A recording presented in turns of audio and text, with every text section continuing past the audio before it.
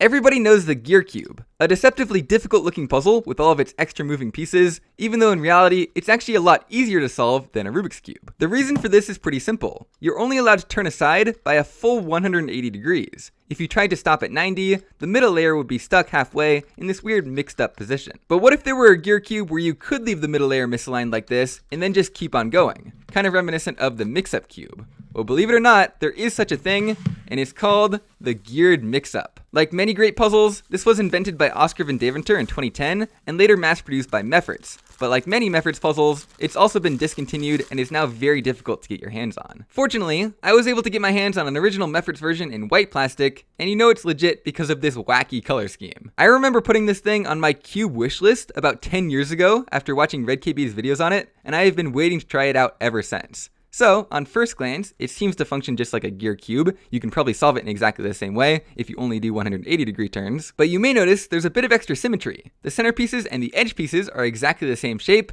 so when you do a turn halfway like this, they basically swap places, the edge pieces become the centers and vice versa, and now you can just keep on turning. So now instead of being restricted by the big exaggerated 180 degree turns you have to do to mix up the gear cube, you can basically just turn it 90 degrees as if it were any old 3x3. Or I guess it actually feels kind of more like a 2x2 with these big corner pieces on the outside, with the rest of the gear pieces kind of just floating down the middle. But I think this puzzle is pretty darn scrambled up now, so without further ado, I want to see if I can solve it without any help. I mean, I can solve the gear cube or the mix-up cube no problem, so let's see if those skills translate to this thing, or if the process is something else entirely. So my first idea is, let's just solve the outer corners like a 2x2. That's kind of the first step of solving the normal gear cube, so who knows, maybe it'll help on this one. I will say it's a lot more difficult on this one than the normal gear cube, where it's only 180 degrees, which makes the 2x2 corners very trivial to solve. So let's see if we can actually execute this algorithm correctly. I think we got it. Now one more turn, and the 2x2 is finished. So now what? I was kind of imagining we could find some pieces like this that were really close to the right spot, and then just turn them to get them in, and then maybe do something and undo that turn, but I'm not really sure what to do at this point. Maybe like a normal gear cube, it'll help if we just keep on turning the same side continuously. And nope, that did absolutely nothing. So nothing that I've been trying seems to be particularly helpful. So let's just go back to the basics and see if we can solve just a few pieces at a time. Let's just try and get one edge piece sandwiched between its two proper corners. So for example, this edge piece up here goes in very nicely with this corner. We just have to get this other corner correct too. It looks like the correct corner is over here. So maybe if we undo that move and then line up that corner in the correct spot, kind of like this, so that once we do that move, now it's lined up correctly. I'm like 20 minutes into this and I finally got 3 pieces aligned. Woohoo! So let's see if we can get any other pieces kind of perpendicular to that. So how about this orange edge piece right here? That goes in correctly. Let's see if we can get this corner piece rotated in the correct way. So like this, until eventually it'll be lined up correctly. And there we go. Now that piece is in as well. Okay, now is there any way to get that black centerpiece in? It's kind of in an awkward spot right now where we can't really retrieve it. Now we do this move. We do that full double move and then bring it back. Now we got the centerpiece into place. Now we want to try adding our next edge piece, which is right here. So let's try bringing this down, bringing this over, bringing that up, and then bringing it back. And oh no, that's not good. I feel like we might be able to rotate an edge piece by 90 degrees if we bring it like over here, up, and then back down, but I'm not sure if there's a way to do that without messing up what we have already. Instead, let's just ignore this and try and focus on this other yellow edge, see if we can't get that one in. In fact, I think it should be pretty easy if we just do this, bring that down, and then, oh no, that one's rotated 90 degrees too. So what if we try focusing on inserting this corner piece instead? Miraculously, that doesn't seem to be messing anything else up, so we can get it just oriented like that. And after staring at the cube for a couple minutes, I think I've now put this edge piece in the correct spot, directly opposite of where it needs to go, so that I can do this, do that weird double turn thing, undo, and now it's in the right spot. One more to go. So it's been about 30 minutes and I figured out a few things. For one, I figured out a really stupid brute force algorithm to insert that last edge piece. Basically, you just repeat these 4 moves over and over again with it lined up correctly, and eventually everything just sort of lines up. And the other thing I figured out is I went to go orient the corners on the other side. So I did the normal 2x2 algorithm, not expecting it to work, but sure enough, it actually preserves that full bottom layer and orients those corners. Now, unfortunately, there's no way to use that algorithm to swap 2 pieces around, so I'm still kind of stuck when it comes to finishing up the 2x2, but I think that's a little bit more progress than we had before. And another mini breakthrough I had was actually using the normal mix-up cube to come up with algorithms for this one.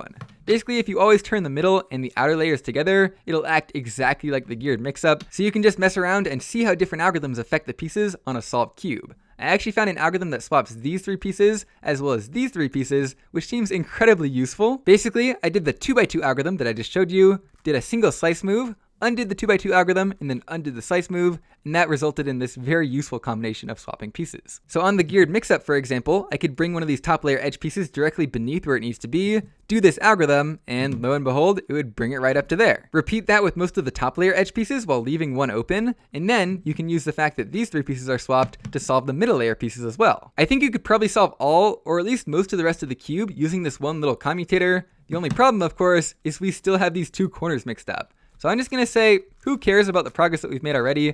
I'm just going to do a T-perm like that, so that now the corners are solved just like what we had originally, and then I'll use my new little algorithm to fix the pieces that we just messed up. And, oh my gosh, it's backwards again. I think we can fix that though, probably just by pulling it out again, messing around a little bit until it gets flipped around, and then putting it back. And it worked. That's actually kind of surprising. It seems like my little algorithm I came up with is actually pretty useful. So let's go ahead and see how far we can get finishing up this opposite layer of the cube. All right, I got those first 3 edges like I was saying. It was a little trickier than I expected because we kind of had to do some loops around to make sure they're all oriented correctly. I could go ahead and insert this last edge and the center, no problem. But again, because of the way this commutator works, I want to leave those back slots open so that we can go ahead and use it to manipulate these front slots now.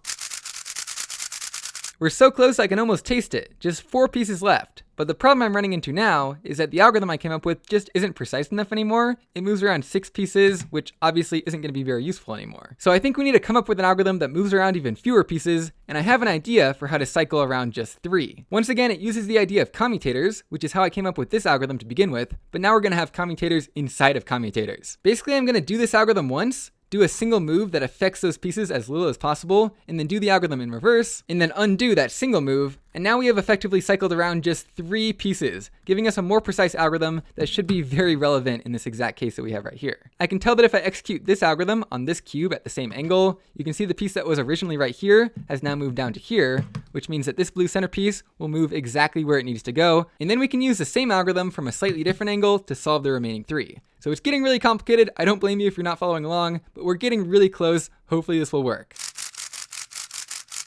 And no! How does something so tragic happen at the very last second? That almost looks like a mistake, like a twisted corner or something that's not supposed to happen, but I fear that it is actually a legitimate parity case that we do have to figure out now. So my best guess is maybe we should just keep on messing around with that cycle of 3 pieces, and hopefully it'll end up twisting something along the way. I'll do a setup move to make sure that I'm only cycling around this one edge, along with 2 other centers, because the orientation of those don't matter, to make sure that I don't accidentally end up flipping any other edges along the way.